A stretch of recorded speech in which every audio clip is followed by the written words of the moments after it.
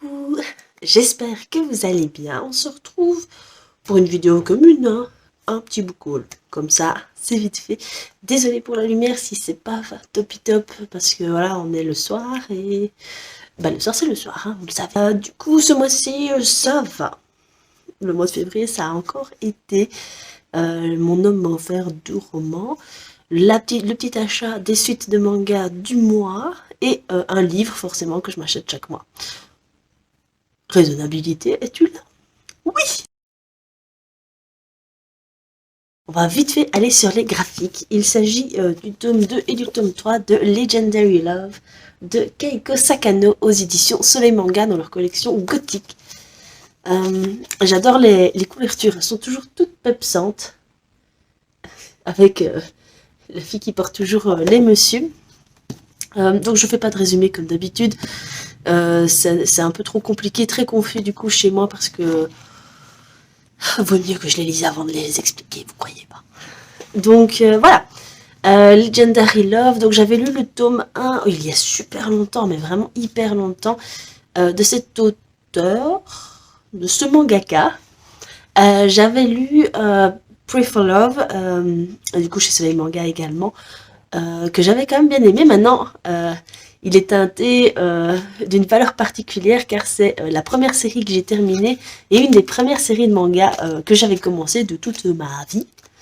Donc, pour rien au monde, je l'arrêterai. Maintenant, le premier tome de Legendary Love, je l'avais trouvé distrayant, mais sans plus.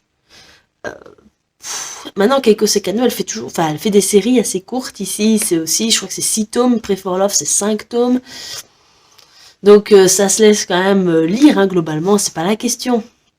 Mais je trouvais que c'était fort plat. Maintenant, c'était que le premier tome, et vous savez, si vous lisez des mangas, vous savez que juger un manga, enfin une série de mangas sur le premier tome, on peut passer parfois à côté de vraies pépites. Donc, on va laisser une chance. Comme je vous l'ai dit dans l'introduction, mon homme m'a offert 2 romans. Alors, il y avait tout d'abord, donc ça c'était au supermarché. Parfois ils font ils vident leur stock et ils mettent des livres à 5 €. Et on avait vu du coup le tome 3, enfin la saison 3 de Il était une fois de Emma Chase, donc aux éditions Hugo Roman. Sachant que j'ai lu le premier tome et que j'ai le deuxième dans ma palle, et bah il me manquait le troisième.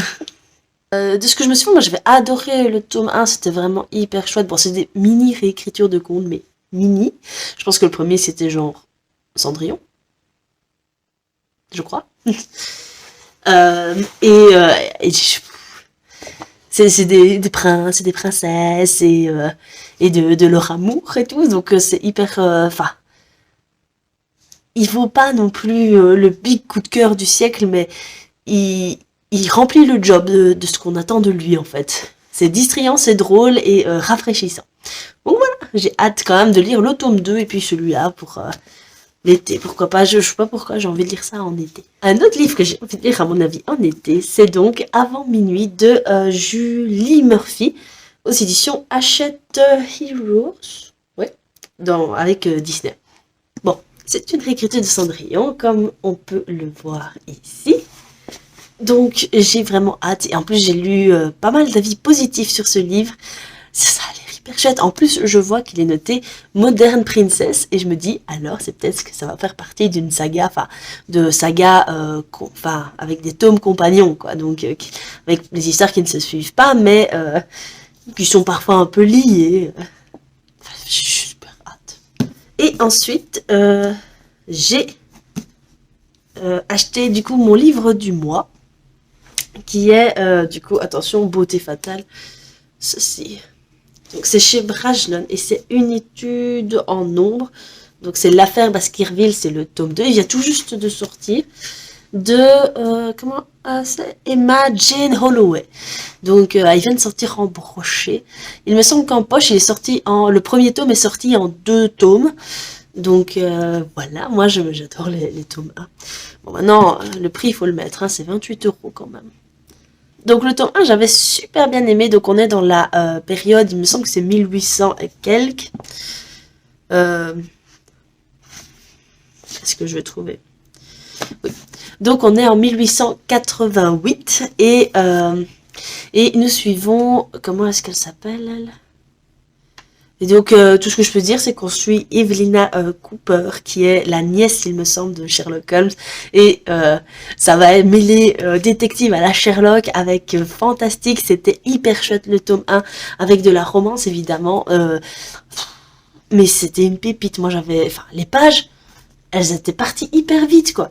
Alors qu'il fait quand même un bon gros 520 et des pages, quoi. Et le premier, c'est pareil. C'était franchement, je recommande. Maintenant, j'ai hâte de lire quand même le tome 2 pour avancer. Est-ce que je serai un jour dans une saga? Ça serait bien. Ensuite, donc vous voyez, j'ai été raisonnable. Et à côté de ça, j'ai souscrit un abonnement, en fait, sur Manta Comics. Il me semble que c'est ça. Je mets la fiche ici. Et là, franchement, ben, comment vous dire, je m'éclate à lire tous les comics, mangas, de tout ça. Donc c'est vraiment un peu comme un webtoon, je pense que c'est ça. Enfin, moi, je suis pas sur webtoon et je comptais pas me mettre non plus sur Manta. Mais une fois, j'ai commencé à lire les chapitres gratuits et il m'en fallait plus. Donc, pour 4 € par mois, bah, du coup, je lis beaucoup d'histoires, enfin pour l'instant je reste dans la romantasy vu qu'on est dans le challenge romantasy. Donc que vous dire, les histoires un peu que j'affectionne, c'est Under the Oak Tree, donc je mets l'affiche ici, Falling for My Enemy ici, Obey to the Dukes if you dare, Disobey to the Dukes if you dare, il me semble que c'est ça. On apprécie l'accent. Et encore pas mal de... Ah oui, et aussi Amina of the Lamp, où il y a plus de 100 chapitres. Voilà, ça vous dit à quoi... Enfin, j'ai lu tout ça en quelques jours, hein, donc je n'ai fait que ça. Donc ici, comme je vous l'ai dit, j'ai fait principalement de la romantasy, donc avec Amina of the Lamp, c'est de la romantasy orientale, on a de la romantasy médiévale, pas mal d'ailleurs, de l'autre qui est pas vraiment médiévale, mais c'est avec... plus des armées qui commandent et avec des empereurs, etc. Donc, et pour l'instant, je sais pas, j'ai envie de ça. Si ça vous intéresse que je fasse des updates de lecture là-dessus, pourquoi pas? Je peux en faire. Je comptais pas de base, mais je me dis que là, ça pourrait peut-être être très, très utile. Alors, voilà. Cette vidéo est diablement courte, n'est-ce pas? Voilà, la vidéo est à présent terminée. Que vous dire? J'ai été ultra raisonnable. Désolée, la vidéo est très courte. Mais franchement, je suis plutôt fière de moi. Et en même temps, bon... ça fait du bien à la papale. Et puis là, pour le moment, autant vous le dire, je suis en train de dégommer du livre. J'ai lu quand même pas mal de bouquins en 2 semaines de temps. Enfin, pas mal. J'en ai lu 3 ou 4. Hein. Mais pour moi, à mon échelle, c'est hyper dense.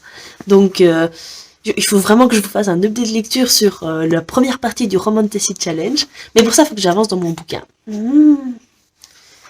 Allez! Je vais pas vous garder plus longtemps parce que bon, à un moment donné, il faut bien qu'on se lâche. Hein. Et surtout pour une toute petite vidéo comme ça, je suis vraiment désolée. Je sais, j'espère que ça va vous plaire, même si c'est ridiculement petit. Dites-moi quoi. Donc, si vous avez aimé la vidéo, comme d'habitude, vous mettez un pouce en l'air, vous mettez un commentaire si le cœur vous en dit, n'importe quoi. Savoir ce que pour savoir ce que vous avez acheté. Ou pas, ou si vous êtes en no-buy, parce qu'il me semble que le challenge février tapal, il me semble que c'est un no-buy, on sait jamais, est-ce que vous l'avez tenu, vous et partagez aussi la vidéo sur les réseaux sociaux, ça fait toujours plaisir. Et qu'est-ce qu'il me reste à dire? Prenez soin de vous et...